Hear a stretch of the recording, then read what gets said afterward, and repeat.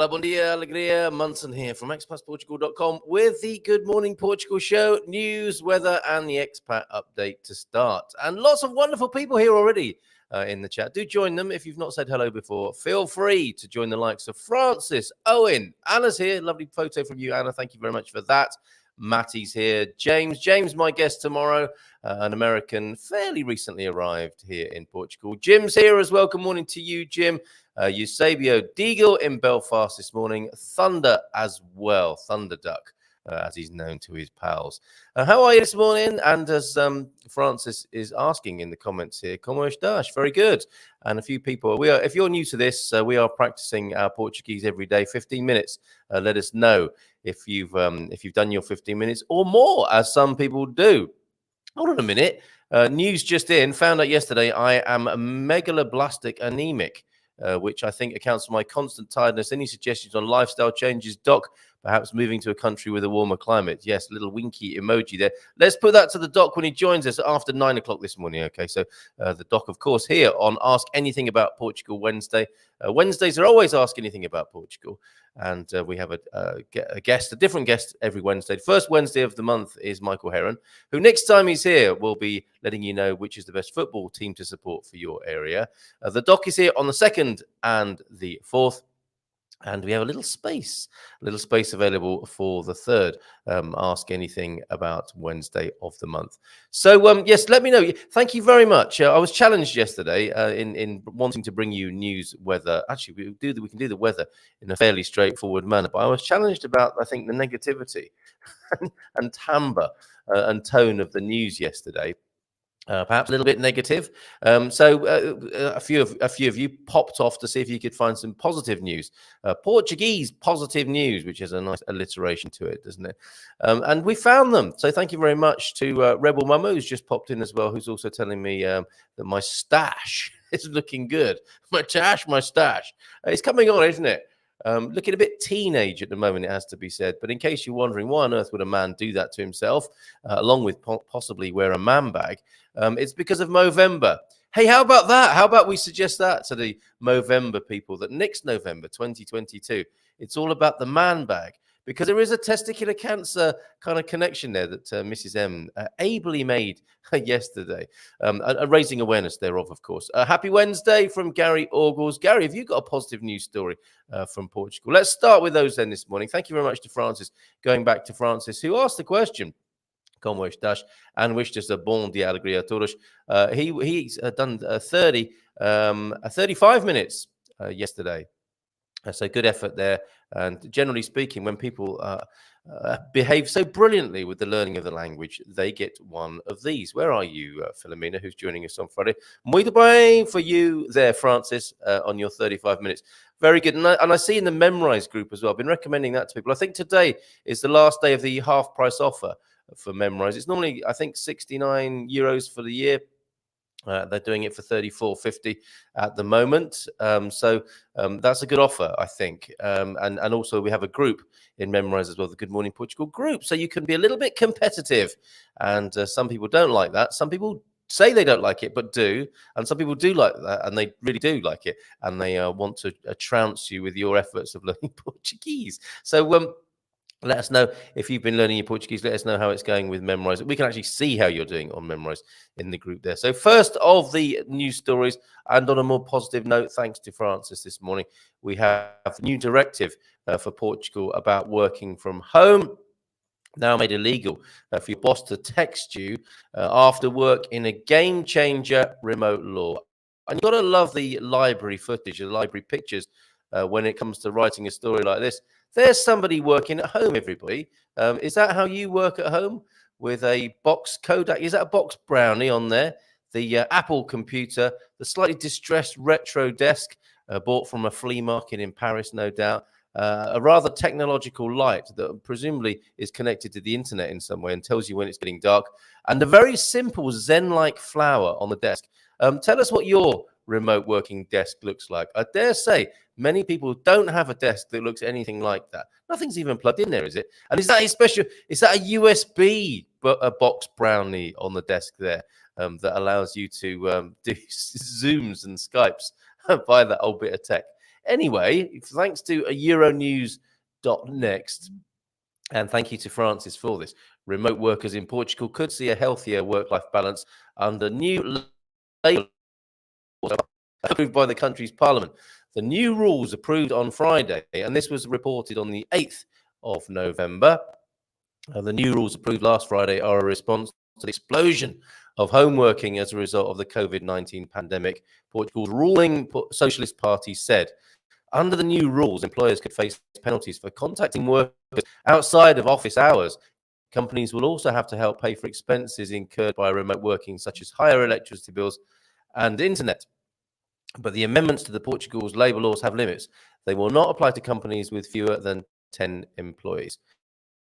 On the one hand, you would hope, wouldn't you, that this sort of help extended to anybody working from home. But I do understand as well, with a small company, their overhead's quite challenged, aren't they? If they're in their startup phase, and a little bit more flexibility might be required. But maybe you have no sympathy for that, and these new workers' rights should be applied across the board from your point of view. Anyway, companies can now face fines for contacting workers outside of their working hours. New rules state. I wonder what the fines are.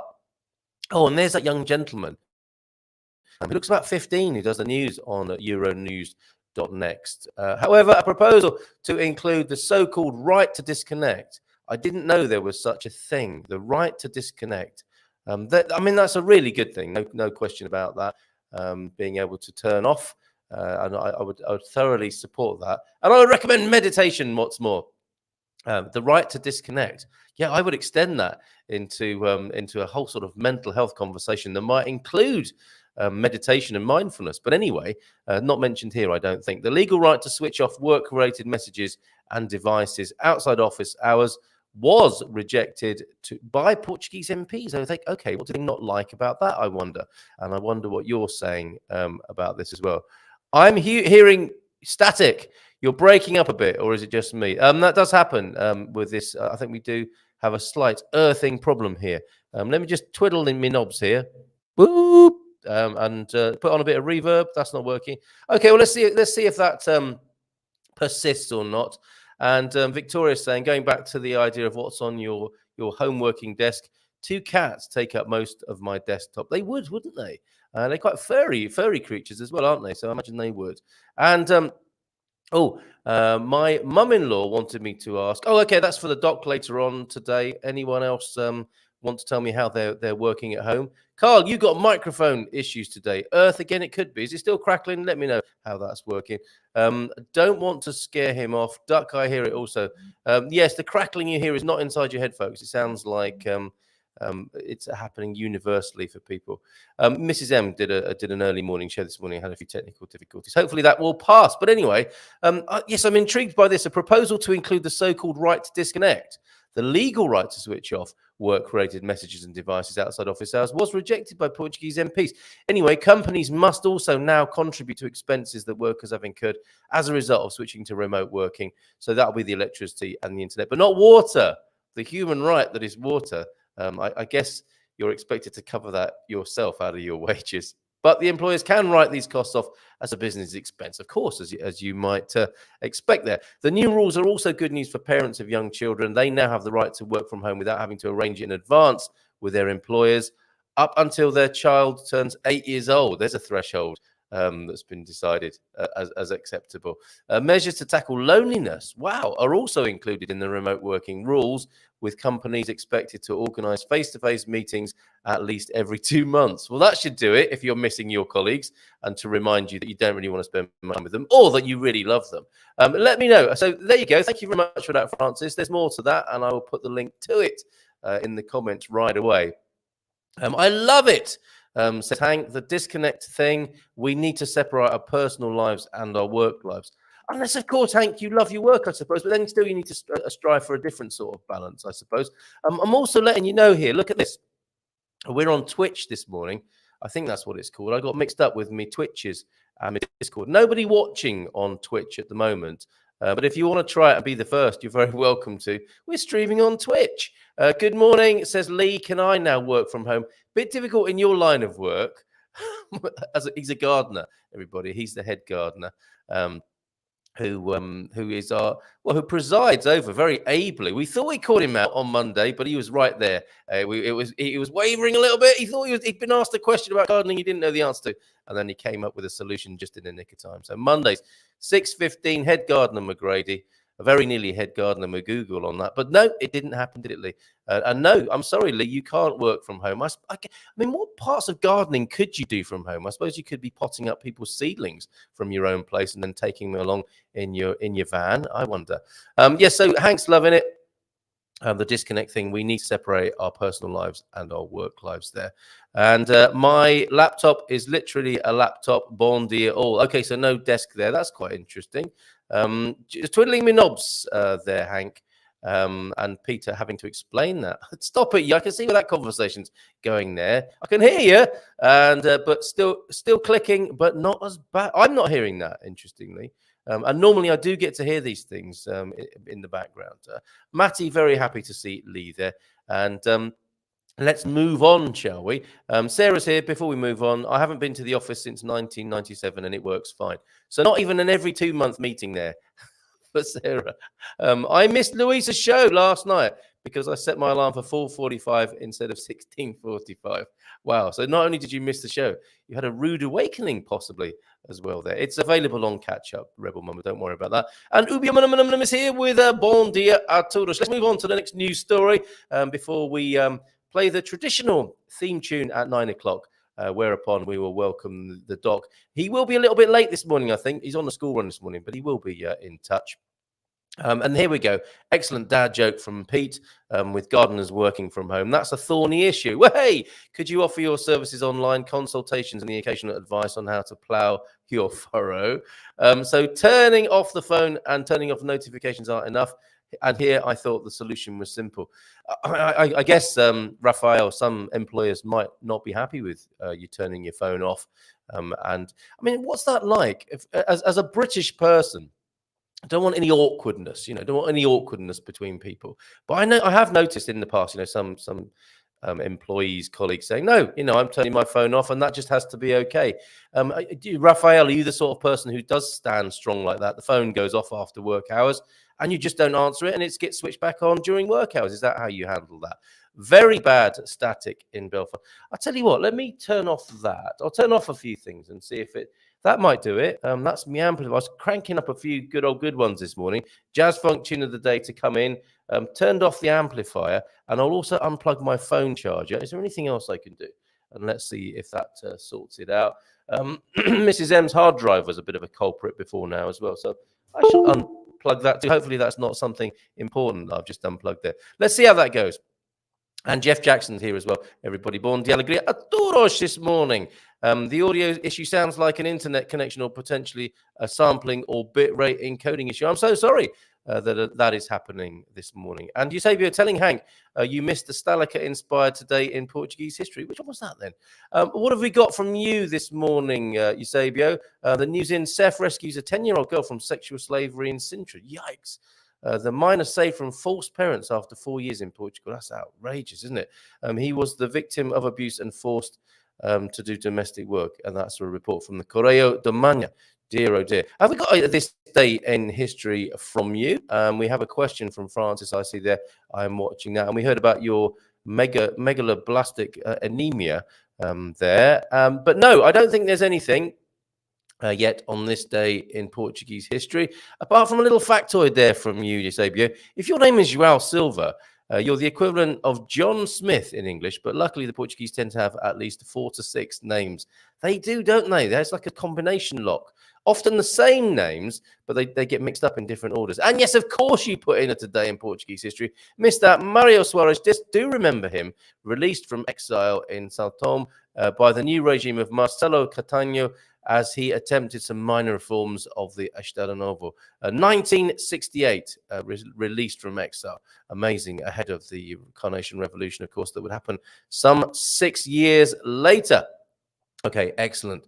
Let's see if we still got the static problem. Yes, there is. I think there's still a problem.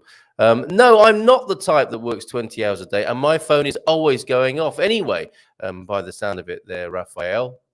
What?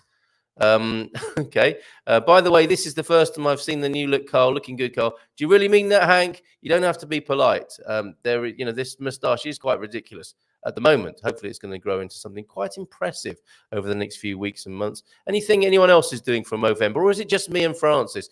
Being self-employed, I never turn the phone off. But when I was employed, I never work phone unless I was being paid. Okay, fair enough. Lee, you do strike me as the sort who might be quite strict and straight about that. Superbock, the finest beer of Portugal. Okay, let's move on to the next story. Is it the 6 best bags for men and why you should own them? Might come back to that. I don't know. You might be pleased to hear that CEF are, according to the Portugal News, dealing with their backlog. Sounds like a sort of constipation question that the doc might get later on today. Portugal News. Went to Portugal Resident yesterday, one of the 2 main English language news sources here in Portugal. Portugal News for you now. And news from CEF, who are dealing with their backlog. What is that range of implements along the top there on the screen for podcast listeners? Yes, I was sent a note about the podcast. And the difficulty the podcast listeners have with not being able to see the comments. So I should say to you, I would encourage you to watch on YouTube. And if you want to watch on the audio, that's why we've done this first part, to make it less about the comments and more about the news and weather. And then you can stick with us for the more community-oriented bit after 9 o'clock. But it is a televisual experience in many ways. So do make an allowance for that, folks. And we do, as a community-based organization, we do look at the comments and we do read out as many of them as possible, which I know isn't easy when you're listening on a podcast, but that's how we roll here. CEF dealing with a backlog. This is going back to the 4th of November, but I thought worthy of inclusion. About 30,000 immigrants, say the Portugal News. This is a TPN/Lusa story here, article, to obtain residence permit in Portugal have been notified by CEF in the last 3 months. There's 10,000 people a month, which sounds to me like pretty good going for an organization that is reorganizing itself and does have a pretty terrible backlog and record for coming back to people and giving them appointments. But anyway, based on the principles of equality, opportunity, and availability. They're good principles, aren't they? The Foreigners and Borders Service, CEF as we know it, the Serviço de Estrangeiros y Fronteiras, in just 3 months has handled about 30,000 foreign citizens holding expressions of interest since 2017. Now, that is a backlog, isn't it, if it's going back to 2017? And this is from a CEF statement. CEF explains that it has been developing this work in chronological order, taking into account the date of acceptance of the expression of interest and taking care of the security verification mechanisms, the SVMs. Now, I would say then that many of you are very lucky to have been dealt with at all in recent times, if there are cases going back to 2017. That's quite extraordinary, isn't it? So more on this. CEF explains yesterday it was doing the work in chronological order, and the expression of interest is a formal request with CEF to obtain a residence permit. It is made through the electronic platform, the Sistema Automático de Pré-Agendamento, the SAPA, a sapper of people's strength and energy and hope sometimes, isn't it? The automatic pre-scheduling system. They make it sound so exciting, don't they? And some nice eco bulbs there. I must have been researching those at some point. And I always do, have my great concerns at the forefront of my mind of what might come up on my Google ads. It's worth watching the show just to see that sometimes, I would say. According to CEF, the processes concluded between August and October are related to immigrants who made the expressions of interest in 2017, 2018, and 2019. Well, it's working a lot faster for others, I can see, unless this is a different kind of expression of interest, of course. I'm a bit shocked by this. The Aliens and Borders Service states that with the end of the processes between 2017 and 2019, the notification to foreign citizens with expressions of interest for the month of January 2020 had started last week, representing a total of 7,300 citizens notified for scheduling. Well, that's pretty good going, isn't it? Let's show them a little bit of compassion and understanding. And that's a terrific backlog going back to 2017, 2018, and 2019. And I think it sounds like there's 2 things going on here. They're digging back into the backlog as well as getting in touch with people who are applying more recently. CEF also states that the notification for the remaining months of 2020 will. So there you go, folks. A little bit of an update from the Portugal News about CEF there. I wonder, so they're going to be called APMA, aren't they, we think? So there'll be a logo change there. Nice little gig for a graphic artist I think, a corporate identity job there. So what are you saying about Seth there? It's not easy reading out the comments for poor Carl, but it's so nice helping people to feel included. Yes, absolutely right. I'll do my best to include as many as I can, as you know. Seriously, Carl, as well from Hank, always good to change your look up every once in a while. It's good for you. Thumbs up, sir, for the tash. Yeah, you got a fine set there yourself, Hank. Is that what you're sporting at the moment? And if you were to do a Movember, you could just take that beard off, and that would be very impressive. What you got going on there? How much of the Seth backlog has been filed in the bin, though? Oh, Peter Bleach. Should we have cynicism of that kind included in the comments this morning? Carl Stash is part of his commitment to Movember, raising awareness for men's health issues. James pointing out there. Thank you very much, James. Nice, says Hank. I haven't been able to attend as much because of work lately. I'm so sorry I missed that announcement. Don't you worry. Don't you worry. Okay, and ask anything about Portugal. Question for you to mull over. Anyone know where you can get Bovril in Portugal? I would have thought over there in central Portugal, where there are a few expats, aren't there, in the hills there? There would have been a supermarket that has. I know in what was it, Mortágua. Mortágua has a very interesting supermarket with an expat section that had baked beans and marmite. And I don't know if they extended to Bovril as well. I think they have HP sauce in there. Hold on a minute. On Twitch, our first Twitch message, and it's quality, everybody. Want to become famous? I know you all do. Don't pretend, everybody. Want to become famous? Buy followers and viewers on bigfollows.com. Well, there's a very authentic way of building an ornament. It's as good as an ornament, isn't it? From Kraipurna, which is an interesting name as well. I think we should steer clear of that character there, don't you? Not much to commend our first Twitch comment coming in. Should we really be on there? I mean, we're going out on Twitter. Not a lot happens via Twitter. It's all the actions on YouTube, of course. But yeah, I wonder what's happening there with Twitch. Hopefully that will improve. My ex's law firm spent $5 million on a logo change and then got sued successfully by a sex shop who already had it. Well, a law firm and a sex shop. I wonder what the similarities are there. I mean, have we got a link to that so we can assess that for ourselves? Although I don't want people getting themselves in trouble and their search history. That's fascinating. Hey guys, says Hank, just want to say that we've been doing meetups of potential future American expats in California. Okay, that's good work doing it over that side. If you're in California and want to get together for supper, message me on the forums. What a great idea. And Dougie is here. And whilst Dougie's here, I've got some news to share from Doug. This is citizen reporting. And we'll go, of course, to Rebel Mama's citizen reporting as well as a final story. But check this video out. This came in from Doug yesterday. Black water spotted in the Algarve. What is this about, I wonder? I love this from the camera, from the phone of one of our very own folks here. Can you get to the bottom of this? It's quite odd, isn't it, Doug, what you've sent me here? Let's check it out now. I don't know whether you can actually see this, but look at that water. It's actually pitch black. All that bay there, the water's black. But if you look like a bit further along over here,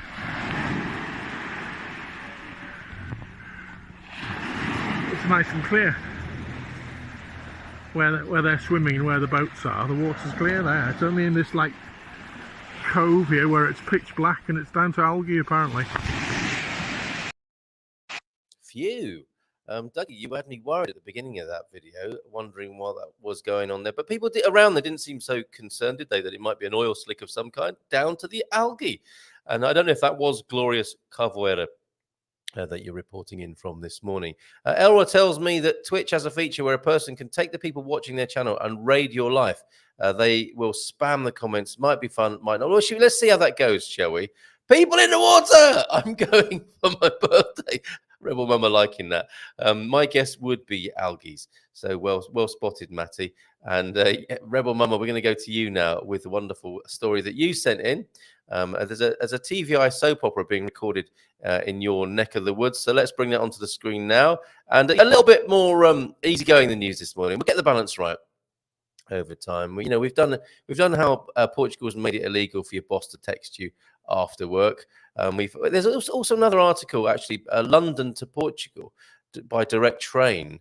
That could be worth looking at, because going the other way could be quite interesting for people as well. But what we're going to look at right now is the soap opera here, TVI soap opera recorded in Braga. Thank you very much for this, Rebel Mama. So what have we got here exactly? We've got TVI soap opera recorded in Braga, and Arcos de Valdevez opens next Monday. I'm not sure what that means. Let's find out, shall we? The new TVI telenovela Para Sempre. Was that for always, forever? Yes, it's forever, isn't it? Para Sempre. That's a few seconds of my 15 minutes. Recorded between Braga and Arcos de Valdevez, premieres next Monday, November the 8th. It was announced today. So did anyone catch that?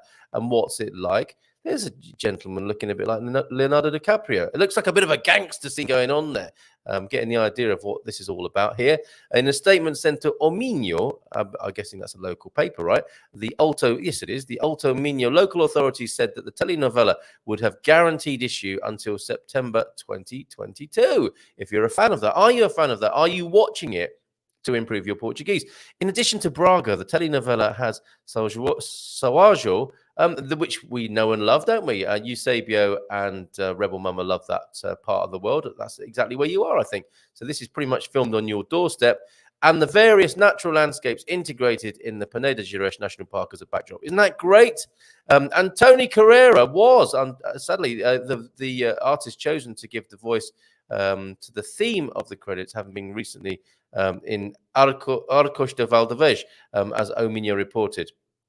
To record the music video for the theme Para Sempre, which is part of the artist's new album, with a debut scheduled yet for this month. Okay, so watch out for that. The municipality of Arcos de Valdevez believes that this new national commitment will contribute even more to the tourist promotion of the municipality. So good for tourism, good for fans of soaps. The fiction will have as protagonists well-known actors such as, do you know these folks? Should we be looking them up? Should we get them on the show even? Wouldn't it be great to talk to Portuguese star on here?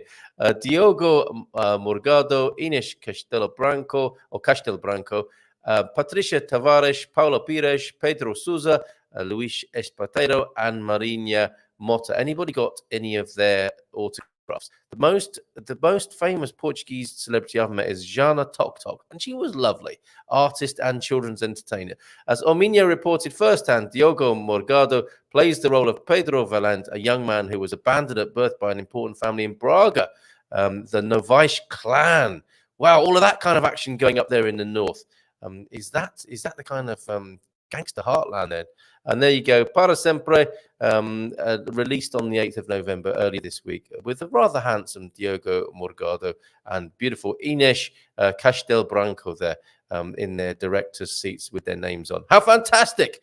That's superb. And I'll put the link for that. Thank you, Rebel Mama, for that. And I'll pop that in the comments so that you can watch it and improve on your Portuguese.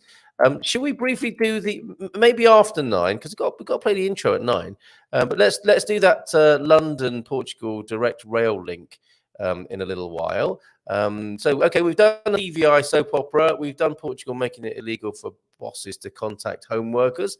We've done SEF and looking at the backlog, dealing with their backlog this morning. And let's go to the theme for the second part of the show, where we will welcome, of course, the doc for Ask Anything About Portugal when he is able to join us. So let's press that button now and whistle along, shall we, to our lovely intro for part 2 of the show. Here we go.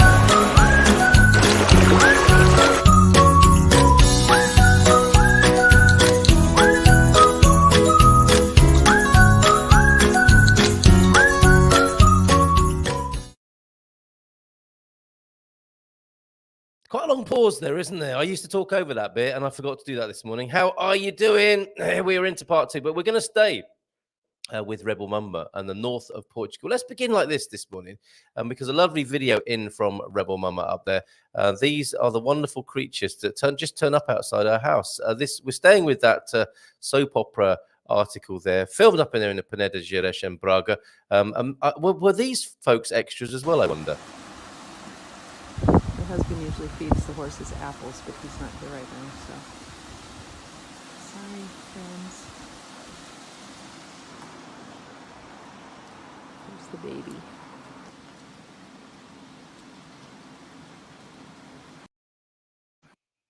Little baby foal there, isn't that lovely? They look a bit grumpy as well, I have to say. So that cow we showed the other day, Rebel Mama, didn't look happy with the hospitality, and that lot didn't either. What's going on up there?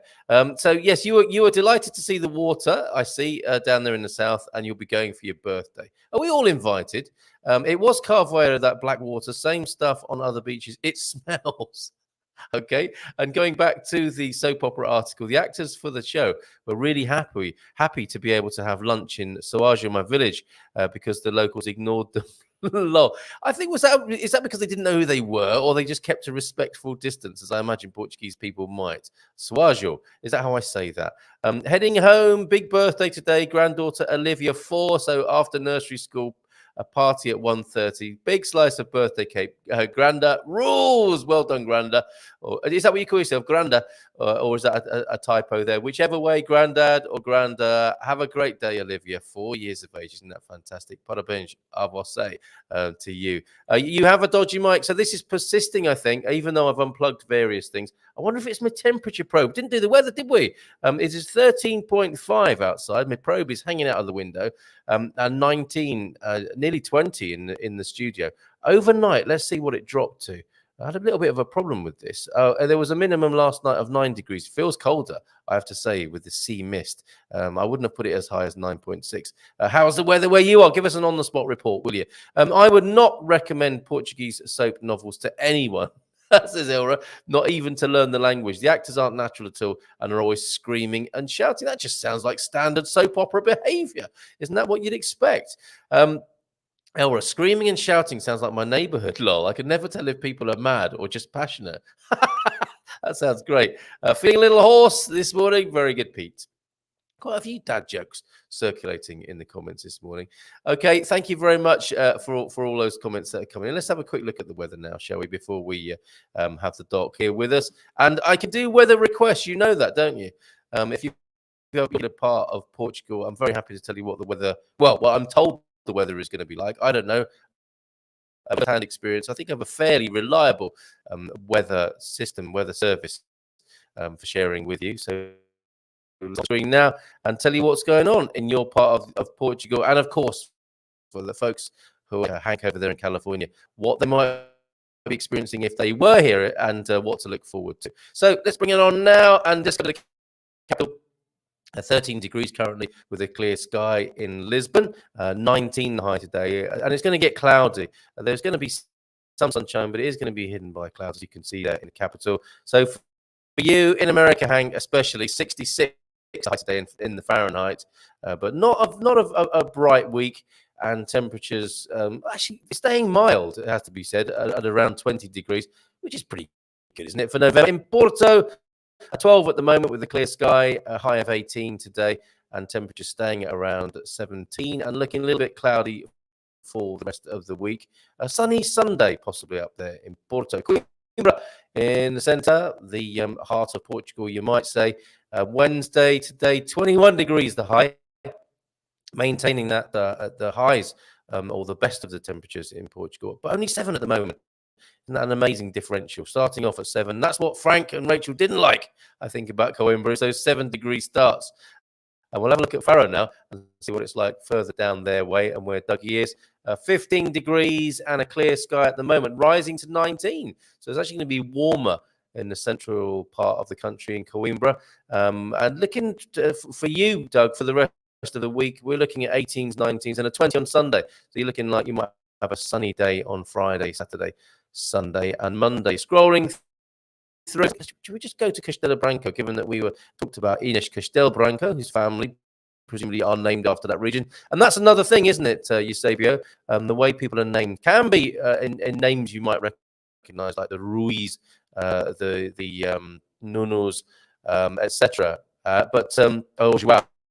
But also you might get town names in there as well, like Castelo Branco, as you saw with Ines there, the soap star. Castelo Branco, 11 degrees and a clear sky at the moment, rising to 17 and around 17, 18, and 19 for the rest of the week. And a sunny Sunday and Monday forecast. Let's go where Mark and Mary are in the to give them a special weather report. A lot of rain there. They'll be having to acclimatize themselves to plenty of rain. They're from Seattle, so would that be similar? Is Seattle rainy? On the coast there, 21 degrees, so nice and mild. 21 today, the high, and a smaller differential between the temperatures there. Starting at 19 and rising to 21, and staying around that for the next couple of days. But rainy over there in the Azores. Temperatures look like they're rising a little bit in Madeira.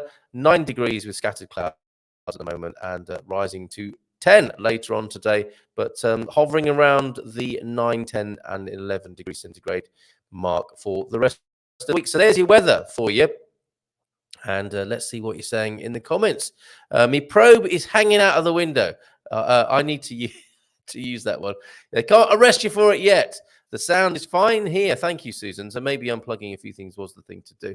I found a 5-hour tap flight, but layover to switch planes seems dicey. The search continues. So we did talk about that, didn't we? That was one of our first news articles this week, since we've been doing the news and weather and expat update from 8:30 to 9. Tell us more, Susan. Why hasn't that worked out? Is it too short a time? Is it not as flexible as we might have been led to believe? Deagle, 7 degrees in Belfast and clear. Cold blue skies, should get into double figures later on.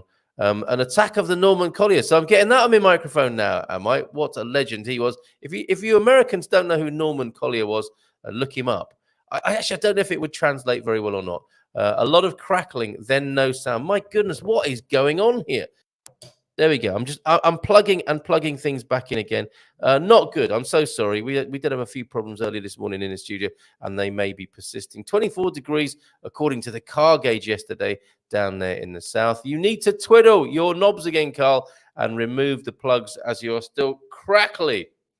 Not happy about this at all. I'm so sorry. Still on weather, but no sound, Carl Munson. Oh dear, Seattle definitely gets rain. My grandfather used to say the rain in Spain falls mainly in Seattle. So there you go. So Mark and Mary will be happy with that. Carl, sounds like you're talking on what they call in the US AM radio with the pops, crackle, and blockouts. That's unfortunate, but giving you an old retro effect. So for those of you who used to listen to Luxembourg or stations with a little transistor radio under your pillow, I'm giving you a taste of that retro feeling. And I'm trying other buttons here. Let me see if I can change things by switching hither and thither. Let me see if this changes things. It might do, actually. This could help. That might do it. I wonder if that's helped at all. It sounds a little bit different in my ears and not so much like an AM radio, but there you go. Let's see if that helps. And isolate the clip. I wonder what that means. Okay, and a bon dia from Pam Smith. So still waiting this morning for the doc. It is Ask Anything About Portugal Wednesday. Let me get the appropriate ticker tape up on the screen. Seriously, ask anything about Portugal there. And while we're waiting for the doc, let's check in on that train journey, the direct train journey that may well happen between London and, it says London, Portugal. Does that mean it won't be going to Lisbon and it will stop in Braga or something? Surely not. Let's find out what's going on with that as we await the arrival of the doc. London, Portugal by direct train. The dream gets closer. Another article from the Portugal News. Let's bring that on the screen for you now.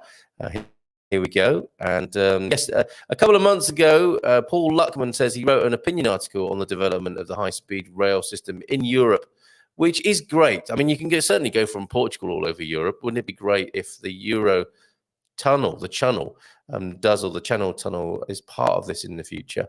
And this was from the 5th of November. and a continuation of Paul's work in the Portugal News. Thank you, Paul. Thank you, Portugal News. Several readers expressed the view that although they liked the idea, they doubted it would become to reality.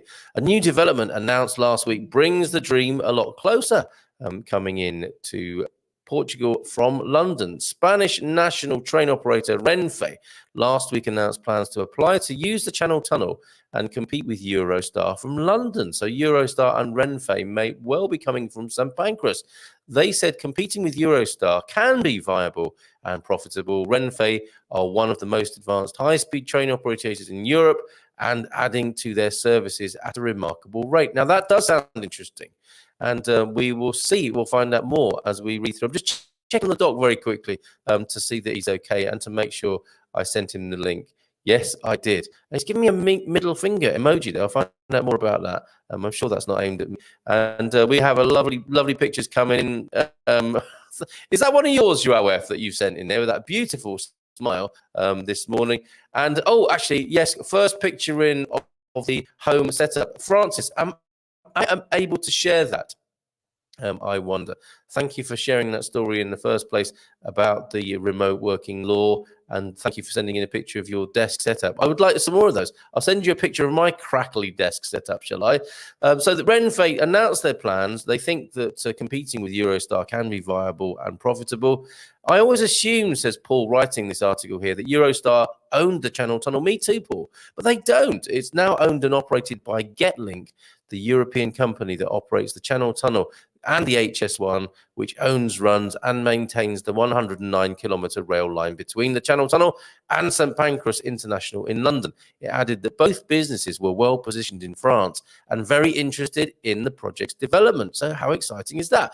Eurostar's boss has dismissed, however, the threat of Spain running services through the Channel Tunnel, claiming red tape means it will take years for a rival rail operator to get up and running. Do you think that's a bit of is that a bit of post-Brexit saber rattling happening from every direction? It would seem they would say they would say that, wouldn't they? Says Paul here, as I suspected. However, HS1, which owns the tracks that Eurostar uses, is holding talks with a clutch of foreign train operators. There's the collective noun for foreign train operators, a clutch of them, to convince them to launch rival international train services to the UK.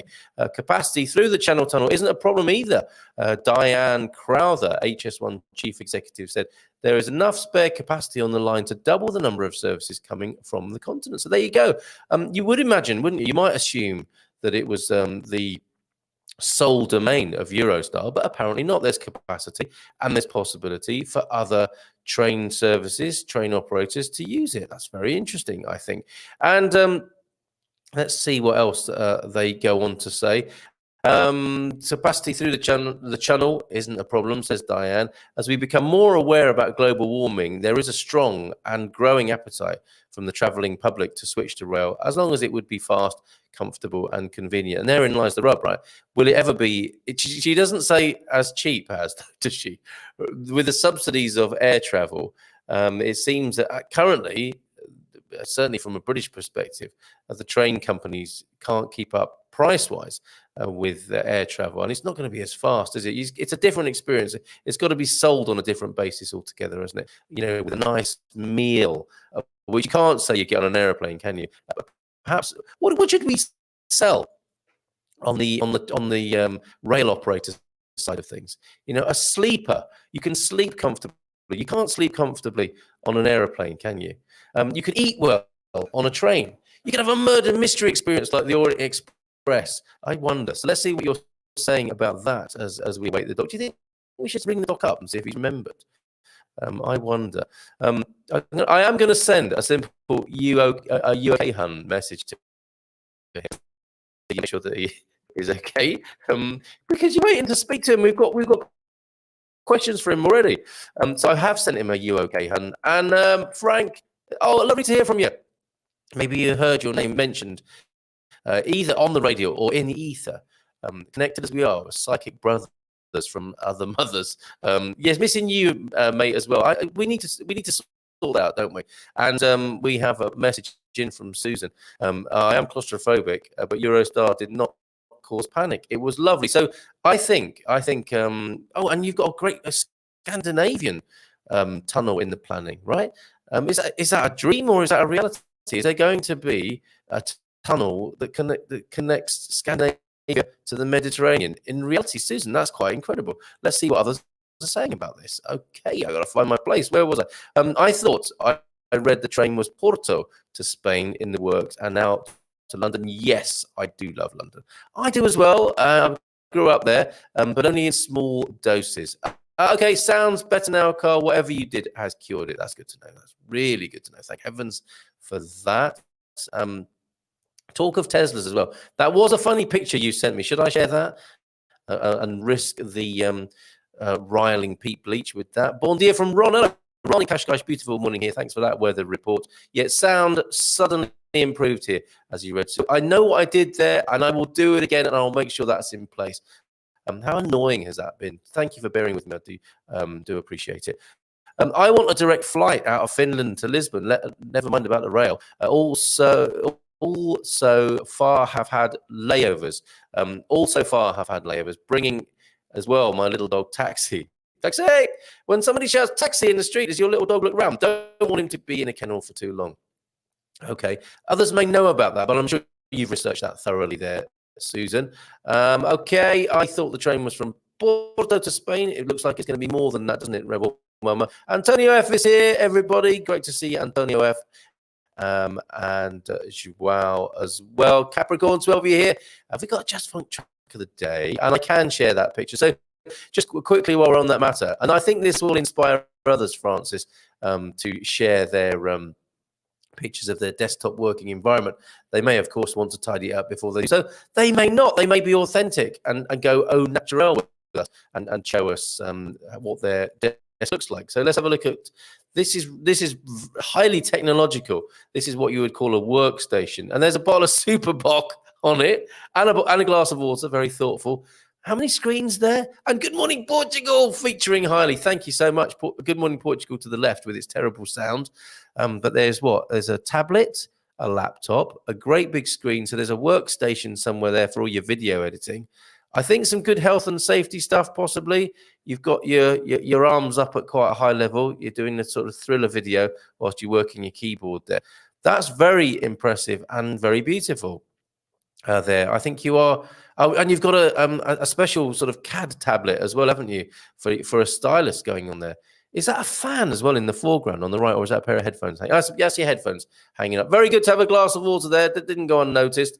Excellent. Very, very good indeed. While we're on the picture deck, and whilst we're in South Africa, of course, let's go to Kea Leila, who sent us some pictures this morning, who occasionally joins us this morning. Beautiful rainbow. Look, this is the beautiful light over where Kea Leila is this morning. Isn't that beautiful? You're not seeing the sun directly, but you're seeing the effect of the sun on those homes there. And this morning, a beautiful rainbow over the sea there. Isn't that beautiful? Fantastic. Kea Leila for that. Really appreciate it. And while we're there, we've got a beautiful sunrise. I believe that's a sunrise. Let me just check. The bird captured in it there. That's very, very beautiful from Anna. Bon dia, Carl. She says, so happy to finally being in my right place and being able to relax. I'm pleased for you too. This morning sunrise. Yes, this very morning, the sunrise from Villarreal to Santo Antonio. Okay to share, of course. Thank you very much for that. And yeah, it's always good when people send me things to say, yes, good to share. Oh, Doc's come back with a lol. I think he'll be with us soon. Unless he is lying in bed, blissfully unaware that he's meant to be here. And I'm going to send him "Are you joining us?" message. Oh no, he's here now. He's here now. I heard the reassuring blip of a Doc coming in to join us while we've got that lovely sunrise on the screen from this very morning in the Algarve, which Victoria would have been able to see as well. I think we'll be able to hear him even if we can't see him. Can you see a spinning white waiting loading rings? Can you see Doc's ring spinning? That's very enigmatic, Doc.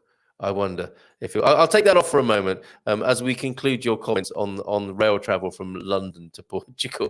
Okay, Mexi, not sure we want more others as they keep pouring in. Is that by train? What's your limit, Maxine? I mean, you're talking to us lot here, aren't you? Do you not want more of us expats here in Portugal? Bon dia from Iris October. Bon dia from Forge de Aurelio this morning, just down the road from me. How are you?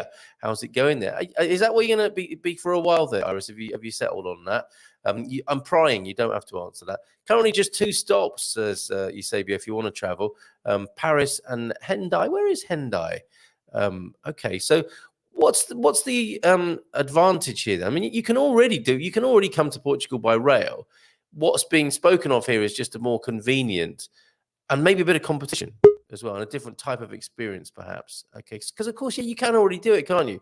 Would this be direct? Would it be more competitive? I wonder. Doc is struggling to get on. You might have heard the boop. That is the Doc trying to get himself on the screen. I will persist. We're dogged by technical challenges this morning, but we will not give up. An Orient Express to Portugal would be great, wouldn't it? I mean, that's the way to go. I'm not sure the planes can be the trains can be very competitive with planes. If it's done on price, they lose, don't they, straight away? And if they do it on speed, they lose straight away. It's got to be a different sort of experience, maybe with stopovers as well. And I'm getting crackly. A murder on the Algarve Express. There you go. And we've got a Doc here. I'm still hearing, I think it's a build-up. So I discharged it by unplugging my microphone, which I'll do again now. Let's see if it gets...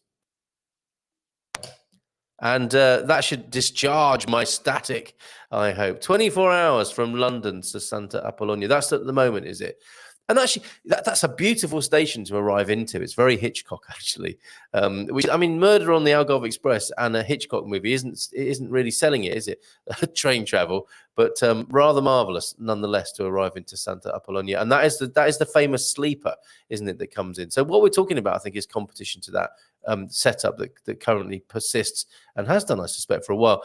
We'd all love to meet you, wonderful people. By the way, hit us up with a forum connection if you like. That's fantastic. Thank you for mentioning the forum, Hank. And Gail is here. What's the ideal with the moisture in Portuguese homes in the winter?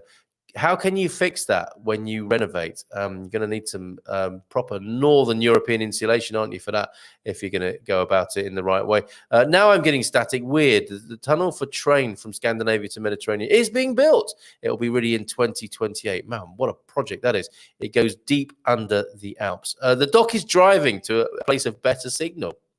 And he's definitely the sort of person who would love to... I think travel by train. I see him taking a silver service breakfast or dinner on an Orient Express style with a white tuxedo, very possibly. I bet he's the sort of bloke who has got a white tuxedo in his wardrobe. Wow, says Maxine. He's laughing in the background there. Let's bring him on and ask him that question ourselves. Hello, Doc. How are you? Bom dia, Carlos e todos. Tudo bem, tudo bem. How are you, mate? You had a busy morning? Yeah, we had a bit of a late start, and then I was trying to find a place with some decent reception, and yeah, anyway, I'm here now. The trials and tribulations of being an international correspondent. Thank you, Doc. Do you have a white tuxedo? I don't. I have worn a white tuxedo in the past, but no, I have a dinner jacket. I'm not sure. I've got a dinner suit, but I'm not sure that I will fit into it anymore. But there we are. Okay, you and me both. Maybe we should try that one day. And of course, I'm guessing that goes back to your medical days when you had the white tuxedo on, because of course doctors have a lot of balls, don't they? You hold a lot of balls as a doctor. We do have a lot of balls, absolutely. Yeah. Yes, a lot of opportunities to have a little drink and a celebration, as a contrast to that busy and stressful lifestyle. So, how have you been? What's going on in your world? Let me just add to that, just in case anyone thinks I sold out. It was a temporary distraction from my my working class views. I really did. I went to a lot of black tie events, met a lot of so-called important people. But, you know, if you strip their black tie and their dinner suits off, and they're the same underneath. And I found most of it to be a charade. You know, the wine was good quality, but yeah, I don't miss them really. I didn't imagine you would have sold out for one moment. There comes a time in everyone's life, doesn't there, when they put on a ball gown. Or have you wore a ball gown as well, Doc? I haven't. No, no. In fact, I don't ever recall dressing up in drag after sort of The 80s. drama productions in high school, you know. Okay. Well, no judgment here. I was just wondering, and I was going to say that there is a time in everyone's life where they don a ball gown or a dinner jacket, and it's nice to do so, isn't it? It doesn't necessarily mean the mark of the beast or anything like that. It's nice to get dressed up every now and then, I think. But yes, I can imagine you went along and checked out those rascals, and I didn't think for a moment it was for the after party of the G20 or anything like that. Okay. So yes, how have you been? What's going on in your part of Portugal, in Leiria? It's still looking very lovely. Like you've got a St. Martin's summer there. It's gorgeous. We've we have. We've only really had a week or two of cold, damp weather, if that. And it's bright blue sky. Not fantastic. Hi, Hank. Not fantastic, fantastic temperatures, but not terrible either. Oh, good. Glad to hear it. Glad to hear it. I mean, we're bracing ourselves for winter here in Portugal. The thing that no one really likes to talk about, and a question was asked about insulation. This is Gail who's come in with this. Ask anything about Portugal. Well, I've said already. I mean, the best thing to do is probably build a new house with Northern European levels of insulation. Because is that not a fair comment, Doc? Well, I mean, it is, although it's not particularly environmentally friendly to do that in terms of carbon footprints and things.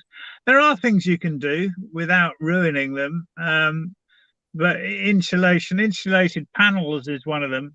And the other thing is understanding that old houses have to breathe.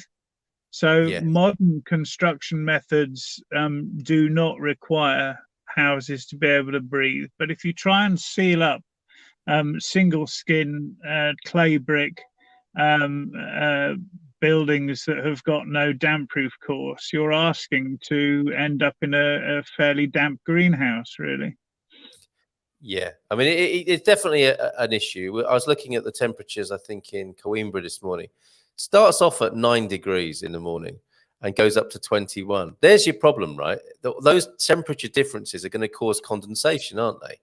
Yeah. And when you've got hard surfaces like, the azulejos, the tiles, and you've got a bit of a damp morning, you're gonna have to deal with that in some way. And there is, I think what we need is a kind of workshop from probably some Portuguese avós, the old ladies, who tell you how to use your shutters and your windows correctly throughout the day, because there's an art form to this, isn't there? And as you say, appropriately airing your home and raising and lowering the shutters, opening and closing the windows, lighting a fire at a strategic time. And they know how to do this. And the newcomers have no clue, do they? They think, what are these shutters doing on my house? Just get them up. We want the sunshine to pour into our house. And the local people are looking like, what are they doing? They've no clue. Have you mastered that art? Well, I think so. I mean, I tend to open my shutters in the morning, especially on the south wall. I'm often, other people come along and close them because they like more privacy. Open the shutters in the morning, in the sun, close them down during the day. And Leona's shaking her head at me. She says it's the other way around, but I think Morning. But I'm going to look at an alternative solution, which is it's something which a guy's built on YouTube. It's a homemade air conditioner that uses a desiccant in order to cool the air, and if you'll be able to adjust the levels of dehydration and cooling much more than you can with an off-the-shelf air conditioner. I suspect that might help. It's not going to be for everyone, and I don't intend marketing it, but I think I'll probably get the right result for our property. Well, it gives you the opportunity to say desiccant as many times as you like, for one thing. And is this like the YouTube video and the Facebook video that was circulating some time ago, where you could assemble terracotta pots and tea lights with nuts and bolts and heat your house for a penny for 10 years? What is this? I like that. I like those videos, but it's not what I'm talking about. This is about the design incorporates 3 columns made of plastic soil pipe, down which variously desiccant or water trickles in order to heat and dry or cool and dry the air,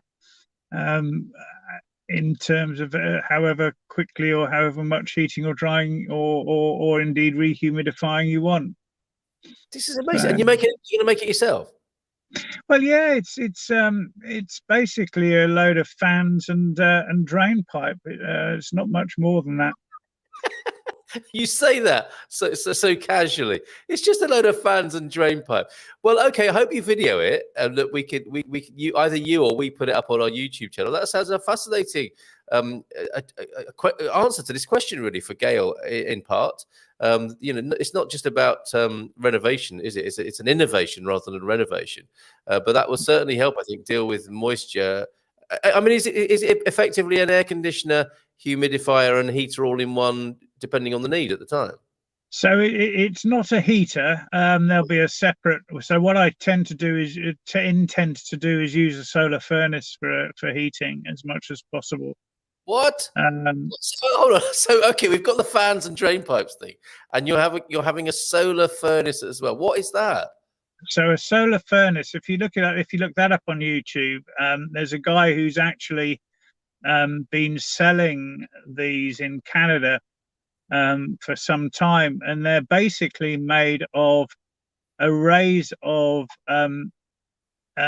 drilled empty drink cans, spray painted black in a glass fronted insulated enclosure.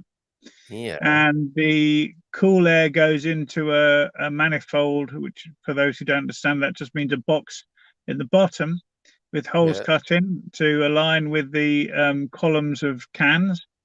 And the air goes up through the cans and is heated by the heat that's been trapped by these black painted cans in the glass fronted box. And then the air comes out at the top, considerably heated.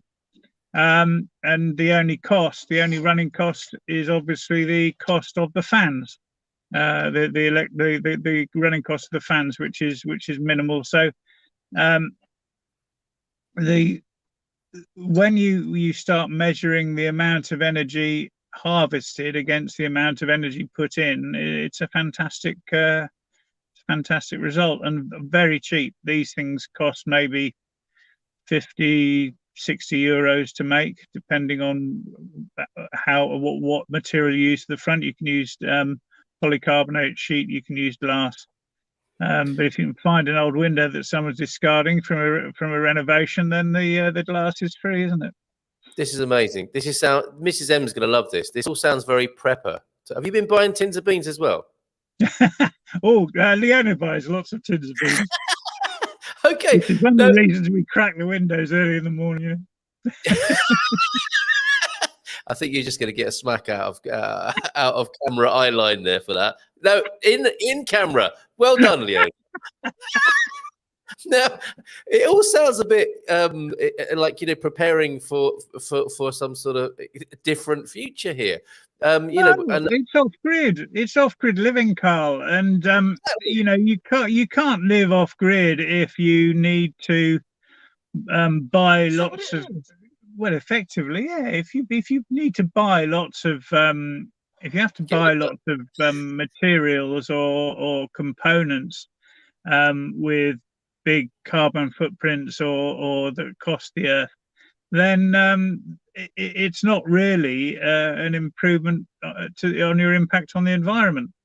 If instead you can use waste materials in order to effectively trap heat from the sun, what you have to remember is that the sun in 1 hour gives us the energy that's needed for the whole of 1 year's Earth's consumption. Yep. And what we need to do is to find low impact ways of trapping that energy, and this is one of those low impact ways. I said this yesterday, but in a way that made me feel a little bit embarrassed because I didn't know what I was talking about. And you've nailed it there. You know, the sun is such an incredible. I mean, it's everything, isn't it? There is no life without it, and we have this incredible potential within it to solve many of our problems. We just haven't kind of made the right connections or developed the right technology yet, it would appear. So thank you for putting it like that, Doc. And I think I hear an investment little tactic in there or tip, because if you've invested in vaccines, masks, perspex, or other things this year, you've probably done quite well. Next thing to invest in is probably fans then. Fans are going to be really important in all of this. Well, yeah, but you know, how many computers do we throw away a year? Computer boxes with fans in them that go into landfill. Yeah. A massive. And they're not difficult to power with a solar panel either, are they? Because they're quite small motors. They're small motors. They're beautifully responsive. You can run them at different speeds depending on how fast you want the air shifting. So.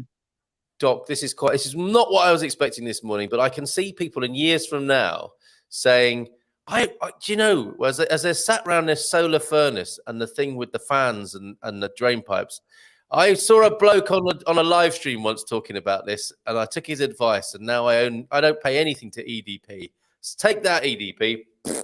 Amazing. So, okay, let's go to the medical stuff now. I'm sure people will be commenting about the alternative and sustainable technology there. But Eusebio, our dear pal Eusebio, who is a big fan of yours, I know, I found out yesterday I am megaloblastic anemic, which I think it sounds like a compliment in a way, doesn't it? Until you get to the anemia bit, which I think accounts for my constant tiredness. Any suggestions on lifestyle changes, Doc, as well as moving to Portugal, of course? Well, I'd want to know what the cause of the megaloblastic anemia is first, and there are a number of potential, but it's a bit outside my sphere of I won't say competence. I would know who to refer you to, but and I'd know how to research it. But it's a bit out of my my sphere of what do you call it? It's not your direct specialism, is it? No, sorry about that. I suspect that moving to a country with a lower concentration of industrialization and where you can eat better foods and more healthily will help, but I would absolutely want to nail the cause. Yeah, okay. Tell us more, Eusebio. I'm going to say eat more liver and drink more Guinness as well. Because it's one of those things that even if it doesn't work, it's quite a nice thing to do, but only if you like liver. Okay. Only if you don't like the cows. Yeah. Yeah, okay. Or eat vegan liver. This is Ask Anything About Portugal from Francis. Yeah, tell us more, Eusebio. I mean, Doc might be able to help more. My mum-in-law wanted me to ask if we were on a national healthcare, not private, and had chronic heart meds in South Africa, if it's covered by our private medical here. Would there be a level of cover in Portugal, do you think, Doc? Well, if you're on national health care, then all medication is heavily subsidized. It's not free, but it is very heavily subsidized. Yeah. So, yeah, there will be a level of cover is the answer to that. Yeah, Serenity might be good to talk to as well. I'm going to have to put you in touch with them, Doc. This is a company, Serenity. We did a great webinar with them a couple of weeks back, and they've stepped in to help people navigate between the kind of local health centre and being a citizen, and well, I suppose it's case management, client management in a way that doesn't necessarily happen. So if you need acute and emergency care, and you're lucky enough to get appointments and so on, that's all well and good. But if you're somewhere in the middle, there is a little bit of it's a word, paucity of care and support, and Serenity is stepping in to do that, and not just for expats, they're doing it for anybody who wants to take advantage of that. They've seen that's a bit of a weakness in the system here, and they're stepping in to facilitate it from, I think, €5 a month if you're on a corporate plan with a few employees in a company, I think, and €10 for other people. And I know some people who've been in touch with Michael, who we spoke to on there, have been very complimentary about their approach and the support that there's coming from Serenity. So we'll get them on the show again, maybe on a Wednesday when you're here, Doc, and we can have a chat together about that. He's a fascinating fella, is Michael. What's he called? Alkbach, I think. Open book, it translates as. Anyway, so yeah, let's talk to Michael one morning and look up Serenity, folks, if you're interested in that. I think a few banner ads pop up for it on the expatsportugal.com site. Okay, we were talking about trains coming in from London to Portugal. Have you travelled to Portugal by train? Have you travelled up and down Portugal by train, Doc? I suspect you like it. I would love to. I have travelled on the Alfa Pendula up and down Portugal in recent years, because it was the only train that could take my wheelchair. You know, the wheelchair that I've got. Yes, of course, yeah. The only chair. The train's got the Alfa Pendulas have got a platform lift, so you just wheel onto the lift and it takes you up to the level of the coach and you wheel into the coach, which is fantastic. Yeah. I am a great train enthusiast from my very early days. We have trains in the family. My great uncle was the driver of the Flying Scotsman on its record-breaking run, of course. From Newcastle to London. So we've had real railway mania, if you like, in our family. And I've travelled around France, Germany, on trains, but haven't made it this far south yet. But it'd be great to get on a train in London and wake up the next morning in the Algarve. Yeah, Iris agrees with you. Would love a train from Portugal to UK. In fact, I was looking for one the other day. And it's got to be sold differently, isn't it? It's not that convenient in many ways. It's not that cheap. But you know, to be able to sleep well, to be able to eat well and work sat there, that's the upside of it, isn't it? So the Orient Express idea would work really well, I think. You know, and I don't think train travel is inconvenient, but it depends on the sort of last mile arrangements that there are. So it depends where you're staying on the Algarve. It depends on the cost of taxis, or the usefulness of local buses. So and I haven't used local buses in the Algarve for a very long time. So. Okay, to Gail, to carry on with the renovation, insulation, and so on. Lots of options, but make sure you have good drainage. Good point there, Pete. We have hot and cold aircon run from solar. So those units that are heaters as well as air conditioners for the summer seem like a pretty good choice, it would appear. And obviously you need some humidification going on in there. But airing is so important, and knowing how to do that as a real Portuguese person is very helpful too. Ask a neighbour. Would love a train from Portugal to UK. And then you were looking one, Iris, is asking if anyone, because she couldn't find one, if anyone has found the good train route from Portugal to the UK. There is a sleeper that was mentioned that comes into Santa Apollonia. I wonder if anyone has the connection for, or the link for that. Oh yeah, that emoji you sent me, that wasn't for a prostate exam, was it? This morning there, Doc. Oh, so funky, today's jazz funk track, and I think this is in honor of you. One Nation Under a Groove. There's a socialistic anthem for the dance floor, if ever there was one. Now, this is a track that really gets the blood pumping when you're in the car and singing alone, as many of us do. Doc has been accused of uncorking his wine. That's why you weren't with us earlier on. A little early in the day. What sort of reputation is that that's being spread? I would love to do this trio. Eat well, read a book, meet interesting people. And that's what you can do on a train, isn't it? You can certainly do that on a train. And there is, of course, the Mile High Club equivalent that some people do on trains. Everything is there. PT, Portugal, the third safest country in the world, more like a diddle on the Algarve Express. I see. So you wouldn't be a murder on the Algarve Express. It'll be and it doesn't have the same kind of sense of peril, does it? A pleasant conversation on the Algarve Express. It doesn't sound the same, does it? some delightful treatment on the Algarve Express. A game of charades on the Algarve Express. No need for Hercule Poirot to turn up at any moment. It's about €200 each way at the moment on the train. See, when you look at that and you look at getting to the airport and doing it for €40 or something, there is no comparison on that level, is there? Well, you say doing it for €40, but prices have certainly climbed. From the really low fares of a couple of years ago. I just booked a fare with Ryanair for my friend, and the baseline price seemed fairly reasonable, but once you'd added all the extras in, it got up to about €150, I think, 150 quid actually. Yeah.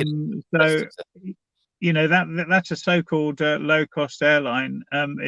Very different from 2-3 years ago when I was doing a return for 60 quid with no extras. Incredible, isn't it? But maybe that's a thing of the past. Maybe that is a thing of the past, and they'll have to rebrand themselves as mid-cost airlines. There just won't be any low-cost airlines anymore. Your fans are here. Antonio F saying bon dia, Doc. Fiona here as well. Hello, Doc. Hi. And of course, the comrades. If you want to give Hank a fisting, go ahead. There you go. And it's the Doc Appreciation Society as well, of course. Capricorn is pointing out. Hey guys, how you all doing? Victoria's here as well. Very good. Yeah, that comes naturally to you, Doc. No drag for the Doc, at least in public. Let's save that for the bedroom. Well, I don't know if that's an invitation or not. I'll need the world's biggest bib if I had a white tuxedo. Hi, Doug. We can see Doug in a white tuxedo, can't we? Definitely. We'll have a ball. We'll have the Expats Portugal ball one of these days. A Portuball, perhaps. Okay. What, Dog? What did I miss? I don't even remember what that's about now. So this explains what's happened in our rental. We've had terrible mold in the bedroom, now keeping the radiator on intermittently. Yes, you're going to start seeing the black mold possibly, where the condensation goes into the corners. And the Portuguese solution is vinegar, isn't it? Not your sarsens, not your brewed condiment, but the white vinegar. Yeah, which is a great cleaner anyway for all sorts of things. So domestic tips, follow us for more on Instagram, Doc. Coming from Portugal, says Elra, I'm fascinated by the Nordic insulation. Thank you very much.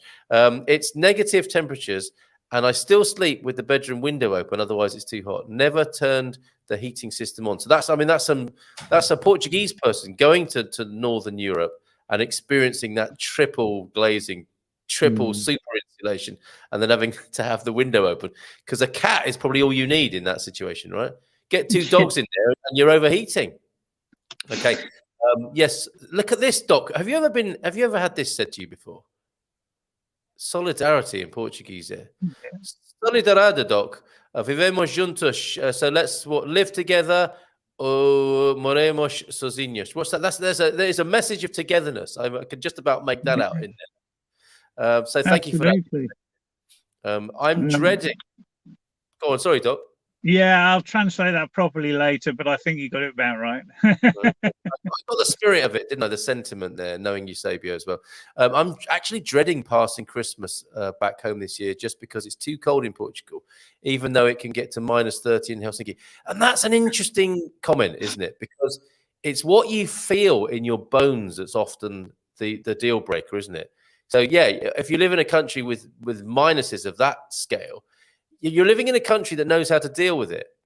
But I would say for very cold temperatures in Portugal, it's not in the culture to be able to deal with it very well, is it? And putting on 5 overcoats is not the most elegant of solutions. No, that's true enough. But it's one of the reasons I moved from the UK, because I feel the cold more in the UK than I do here. Or more regularly, or when it? I just think I feel it worse. I mean, I do feel it here, and it does affect my pain. But we get so much more sun here, and once you get into the sun, even if it's only 10 degrees centigrade, you can feel a lot more comfortable. And you just don't get that in the UK. It's just grey and damp day after day after day. And the sun, it's the same sun, but it's just not as hot. It's a bizarre thing. And I'm saying this every day now, probably because it's winter, but Portugal is the cold country with the hot sun. And when it comes out, like it will do in Coimbra today, it starts off at 9 and it's a bit misty and damp. and then by midday it's 21. That's an extraordinary change, and you're so glad of it. And you know that, don't you? Having lived in Coimbra as well. Absolutely. Shuawef, good and happy morning to the rest of you. Having said hello to a few of his favourites before, I think. Only kidding, Shuao. Solar furnace, wow. Well, if the temperature is now going up to plus 2.5, according to the COP26 forecast, I guess you won't need the solar furnace to be working as efficiently if those forecasts are true. Do you think that's going to happen, Doc?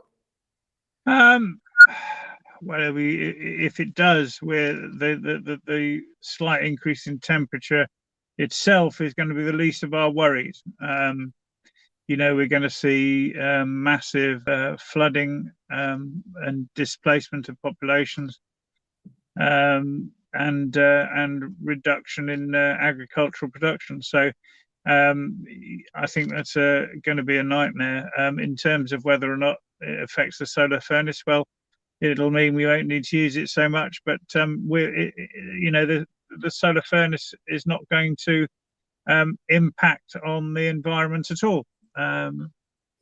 Because it'll be run off solar.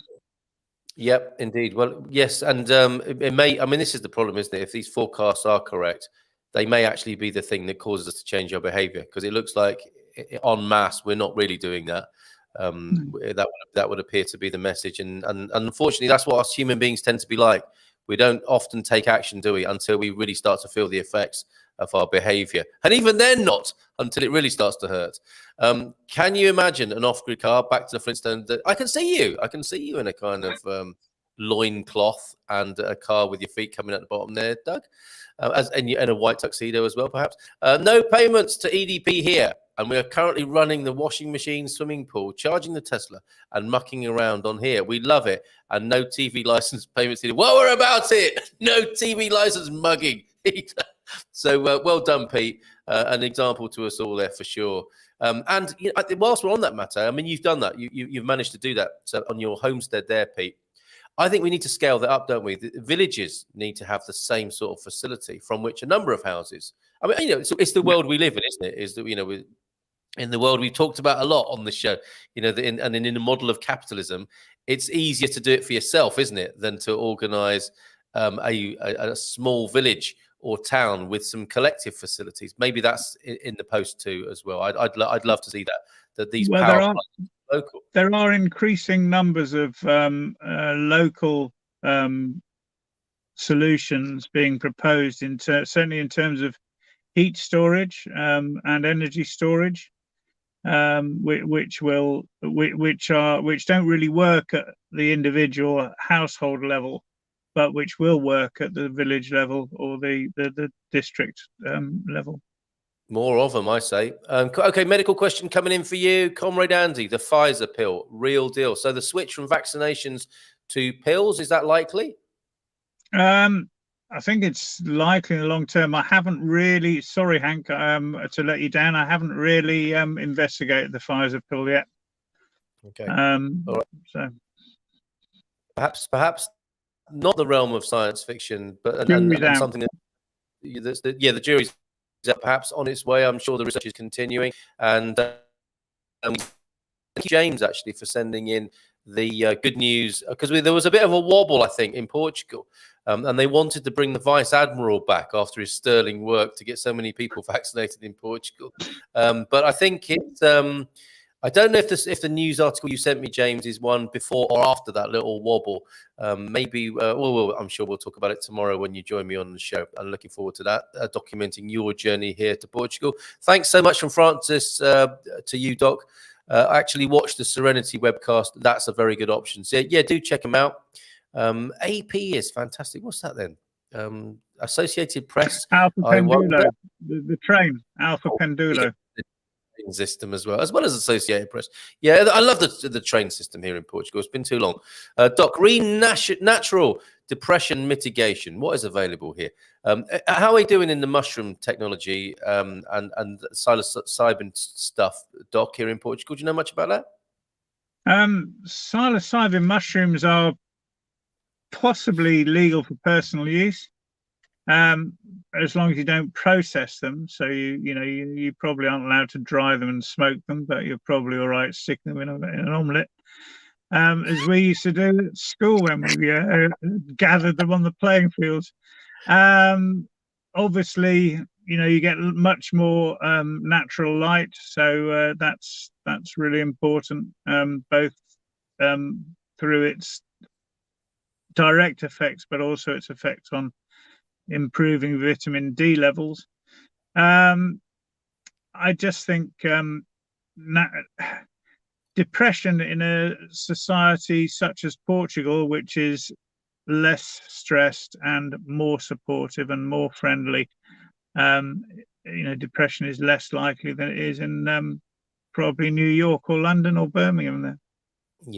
Yeah, and it's fascinating, isn't it? Because in a funny sort of way, because we're never far away from politics with you, but to me, one of the interesting things about people's mental health and depression and anxiety is so much of that is to do with the environment, and the environment as the society as created, you might argue, by politics and political decisions. And what's tended to happen is that the individuals have had to adjust to that at their cost, i.e. they become anxious, depressed, and their lives become quite difficult. And was it R.D. Laing, somebody like that, a famous psychiatrist or psychologist who said, it's not really a success to adjust yourself to a sick society. And I think it's too much to say that in many ways, for many people, our society is not very supportive to them. And it would be an understandable and natural response for them to get depressed and unhappy. And rather than society changing, we get those people to take mushrooms or ketamine, by the sound of it here, we get them to do their own thing medicinally rather than changing the big picture. Would you agree? Oh, 100%. As you say, effectively becoming depressed and learning to deal with the depression and stress is like sticking your wrists out and asking for the manacles. Yes. It's interesting. There was some Facebook discussion about the laws passed last week about protecting remote workers. Yeah, we did. Yeah. So there was a Portuguese, I suspect he was a business owner, who was saying, what about the people not spending all their working minutes actually working, and what about the business owners, and what about and I'm thinking, I answered him in one line. I said happy workers are more productive. Yeah, absolutely. End of story. I've been a worker, as you know, and I've been a business owner, as you know, an employer. And absolutely, when people are stressed, they do not work well, and when the work gets too much, they get stressed. So it becomes a vicious spiral. And it's interesting, isn't it, that the experiments about the shorter working week show that you could actually increase total productivity by shortening the working week. So Absolutely. There are lots of ways in which we can improve the working and social environment. I mean, it's not helpful to be stuck in endless queues to wait for a bureaucrat to tell you to go away and get another piece of paper. And that's probably one of the few social negatives about Portugal, but there are many bureaucratic blocks to important services in other countries, and certainly in the UK. And in fact, I remember comparing the attitude of the worker at social services, social security rather, here in Portugal, with the attitude of people at social security in the UK. In Portugal, the worker was very keen to make sure I claimed everything I was entitled to. And of course, in the UK, they're probably managed on the amount of benefits that they manage not to award. So yeah, there are lots and lots of ways in which you can improve the global social environment, and decrease depression, and that's what we need to be focusing on. Absolutely right. So we've hijacked your question in a political way there, Rebel Mama, but I suspect you might agree with us. With mushrooms, I know that Shimajito, the great people we talked to over a year ago, who were helping people to grow mushrooms for cooking as a crop, as a business, have also gone into the not psychedelic, but you know what I mean, the medicinal part of mushrooms. I think they're looking at that. So look up Shimajito over there in Fundão in central Portugal. I know people as well who were coming to Portugal to look at doing CBD, which again is a very interesting remedy to look at. Are thinking smaller footprint, and again working with mushrooms instead of CBD and cannabis, the medicinal cannabis. Ketamine, haven't got a clue. That's pretty controversial, and I don't know, but it sounds like that might be a show in its own right. Doc, are you okay for 5 or 10 minutes more? Yeah. Okay. Fluoric acid deficiency, that's what Eusebio is struggling with the anemia. Folic acid, is it? You mean folic acid? Could be, but he's got fluoric there. I don't know what. I think it'll be folic. Okay. Especially if it was megaloblastic anemia, I'm sure that'll be folic acid. If that's all it is, then fantastic. Take the supplements, don't stop. Okay, don't stop. Keep taking the pills. For each region and environment, a different solution is required, and copying Northern European solutions like that might also be ineffective for the Portuguese summer. Absolutely right, Joao. That was my flippant response, and you are absolutely right to say that. Train travel in Europe is best. Met the nicest people. Yes. Harder to meet people on a plane, isn't it? And certainly it's easy to meet enemies on a plane, annoying people, and you can't move away from them. Got tips on sites to see, helped out some Americans on the wrong train. So much more civilized now we're talking about it. Helped out some Americans on the wrong train to get them off at the next stop to reverse direction to make the connection in time. Fantastic, Susan. What a great point there. And yeah, that was a line from the Internationale. We live together or we die alone. Yes. Sorry, connected. Yeah, but that's nicely connected with our sentiments this morning. And Carl, Doc, Mrs. Capricorn 12 and I have started watching Gloria on Netflix. Has anyone been watching it? Yeah, that's an epic series, isn't it? Is it any good? Would you recommend it? It's very good. Yeah, very interesting. Challenging. All right. Let's watch that. Very challenging. Hello from Geneva from Paulo Simoes this morning. Also sunny here today. Thank you very much for that. Yes, it's because Portugal is so close to Africa. What's that? The heat levels, possibly. Carl and Doc, we produce so much that we have had cable installed that will send our electricity back to our local village and neighbours. It's blooming massive. 3 guys in the truck. Yeah, that is a result, Pete. Nice one. Fantastic.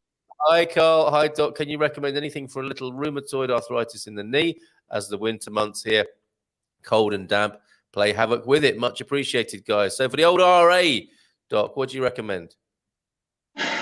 Rheumatoid arthritis is difficult. It basically, you can't beat non-steroidals if you can take them. So ibuprofen, Voltaren, as it's known here. But you need to be able to take them. If you can't, then there are others, but you need to be talking to your doctor about rheumatoids. In terms of alternative treatment, staying warm and dry and mobile is what I would say. Physiotherapy, swimming is probably helpful. Okay, thanks for that. And yeah, CBD mentioned there that seems to be helping Peter. Here's the thing, says Doug. We knew he wouldn't be able to resist biting here. Capitalism is the root of the global environmental issues. It's almost impossible to reconcile the inherent capitalist need for growth in a sustainable way. What's happened to Doug? Comrade, Doug, your conversion to Marxism is complete. Stand by for another incoming. Bon dia, Carl from Keynes here, everybody. The Doc Todos infrared panels are good for keeping people warm. They are. I would say for arthritis, it's worth having a go in an infrared sauna. Technology. But yeah, be careful with the heat with arthritis, of course, as well, because it's inflammation already, isn't it? Walls too, and low energy input. Very flexible solution if you don't have a modern house. Thanks for that, Kate. Somebody who knows what they're talking about on environmental matters. Doc, Hubs has bipolar and uses all natural for 15 years now. That's amazing. Perhaps we need to talk to hubby, including the son. Microdosing was helping out, but no mushrooms here. Maybe I will email you. Is that all right there, Doc? But that's a fantastic. Of course it is. You can stick my email address on the screen. It's andydoc1@gmail.com. andydoc1@gmail.com. I'll do that in just a moment. Yeah, Portuguese bosses love to breathe down your neck and make sure you're working every single second. Are they all like that? I never experienced that in the UK. They trusted I would behave like a responsible adult to do my job. Really? William? It depends where you worked. I represented lots of workers who were micromanaged at fairly senior levels as well. Yeah, I guess it does. It depend on context and individual situations there. So andydoc1@gmail.com is going into the comments now for you, Rebel Mama. William, living down the road in Belfast, our damp climate is brutal for arthritis. I had a knee replacement 2 years ago at age 50. Crikey. I tried to get away twice over autumn, winter to shorten the cold down. Well, there's a good solution. I happened to watch a TED talk the other day on happiness in the workplace. Such a simple thing to sort out. I know it doesn't necessarily mean paying more or working less. Well, let's have a link to that, Fiona. That sounds great. Yeah, Peter with the CBD. Susan, a question for Portuguese people and expats. Speaking of mushrooms, any truffles found in Portugal? Yes. You look like you might enjoy a truffle there. Do you know of truffles being found in Portugal, Doc? Interesting that you asked that. I've thought about this a couple of times over the last few months. I love truffles. I'm not sure if they'll grow here. It probably fairly climate and terrain dependent, but I'm not sure. Have to do more research on that. There's got to be somewhere. There's got to be somewhere in Portugal. Let's find out. Other than Move, it's just in anti-inflammatory and strong painkillers. I've tried heat gels, ice gels, only proper heat. Dry heat relieves my discomfort. You know what to do, Deagle, and you know where we are. Deagle, yeah, moving over to Portugal. That's the thing to do. Looking for a piece of land and property, mainly because of the weather, and the people are so friendly and laid back. It's all going to help. It's all going to help, William. COP26 has been very frustrating. We kind of knew that was going to be the case, right, Kate? I'm taking the morning off from sessions because the contrast between private NGO and activist ideas for action and lack of governmental ambition is depressing. I'm sure it is, and possibly not such a big surprise there. Doc, when will the medical industry come out with a cure for Farage? Stop it, you two. I think the armaments industry already did. Oh, stop it. Come on. Private companies at the COP have been far more active in reducing emissions than governments. Come on, it's all part of a healthy debate. Twice as much gas. Hold on a minute. So Pete's got a lot of gas. We have an industrial-sized aircon system, and three-phase solar is very efficient, which runs 12 aircon units. Very efficient. We'll see how it and the batteries cope with the first winter. That's going to be interesting. Keep us updated with that. And about bosses, finally, before we say goodbye to the Doc, and Leona, who's so patient in these situations, I have to say thank you, Leona, and thank you for giving Doc a smack earlier on. That was very funny. About bosses, I've lived in Berlin for 3 years, and German bosses were no different from the Portuguese ones. Oh, sorry to hear that. Love you, Doc. I think, well, love you, Dove. That's and love you, Doc, from Capricorn 12. And final question for the Doc. I'm going to California for Christmas and wondering if the flu jab there is the same as in Portugal. What would you say about that, Doc? Well, the international pharmaceutical companies have made these international, but there are some regional vaccines as well. I suspect that what you've had is if it was given in Portugal, is an internationally accepted vaccine. I don't think we were using any odd regional varieties here, but it does depend on your manufacturer. Okay. If it's Pfizer, the answer is Pfizer, Moderna, definitely. Maybe read the leaflet. It'll only take 2 days. Yeah, at least good news on the truffles. At least in the Alentejo, I know you can find truffles. Excellent. We're so not surprised to hear that. That is fantastic. So yeah, that's where the Doc and Leona are going now, driving off to the Alentejo to find truffles. Yeah. Thank you both so much. Really appreciate You're very welcome.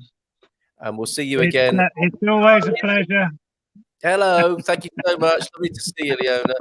And nice to know that Doc is being handled appropriately by you there. Have a great day, you two. Have a great day, everybody. We're going to go out with Dougie, Ciao, ciao. yeah, the newly acclaimed Marxist Douglas Hughes. We have a video of the sun setting on his right wing tendency here, possibly from the Algarve yesterday. We're only kidding, Doug. Love you. See you soon, mate. Thanks, Doc. Thanks, Leona. Thanks, everybody. We'll play this and then we'll go with the traditional outfit. And there she goes. Slowly, slowly, slowly. It's weird how it gets so dark. As soon as that thing goes beneath the horizon, it's incredible. Just a little line now.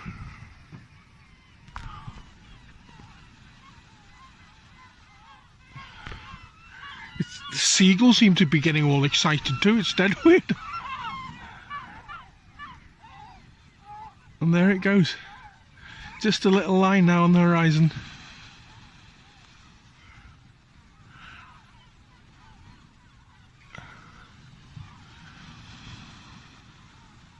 And it's practically gone. Another day, another dollar.